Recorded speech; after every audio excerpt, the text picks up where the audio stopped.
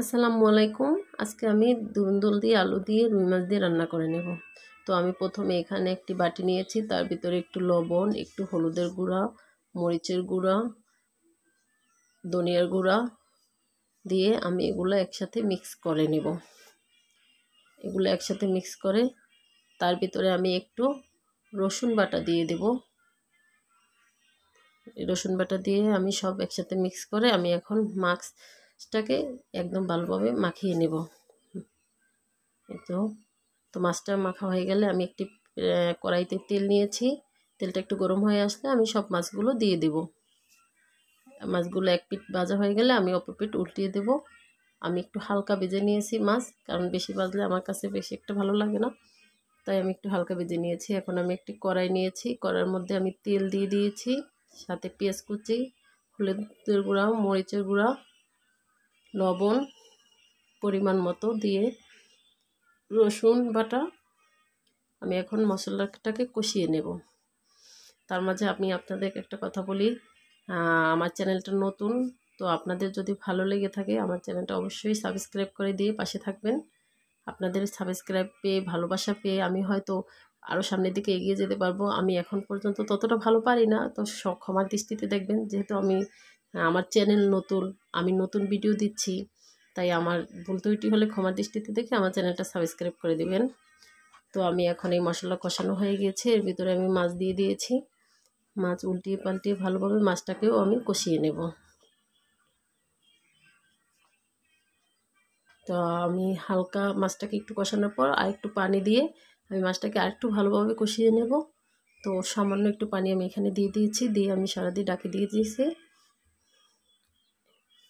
হ্যাঁ, এখন আমি ঢাকনাটা তুলে নিয়েছি।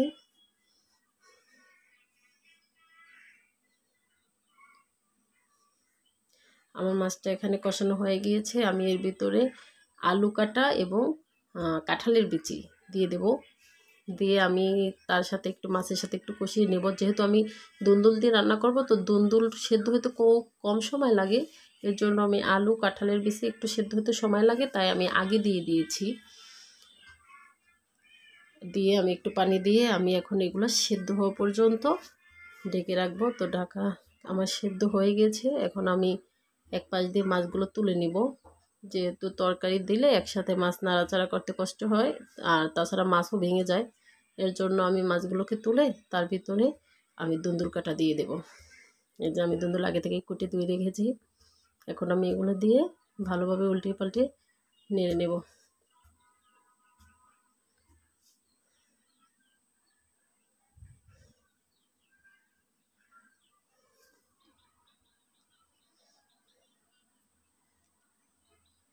আমি একটু দুন্দুলটাকেও একটু কষানোর জন্য ঢেকে রেখে দেব।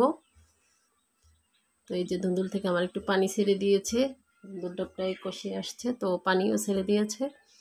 আর দুন্দুল থেকে এমনিতেও পানি ছাড়ে, যার জন্য আমি এখানে খুব কম পানি ব্যবহার করব। এখন আমি এখানে অল্প একটু পানি দিয়ে উপরে মাছ দিয়ে তারপর আমি পুরো দুন্দুলটাকে রান্না করে নিব। এই যে আমি সামান্য একটু পানি দিয়েছি, এখন ওই মাছ দিয়ে আমি ঢাকনা দিয়ে ঢেকে রেখে দেব রান্না হওয়া পর্যন্ত। তাই তো আমার রান্নার দুন্দুল, আলু, কাঁঠালের বিচি সব সেদ্ধ হয়ে গিয়েছে, আমার রান্না হয়ে গেছে। এখন আমি সামান্য একটু ভাজা জিরার গুঁড়া দিয়ে নামিয়ে নেব।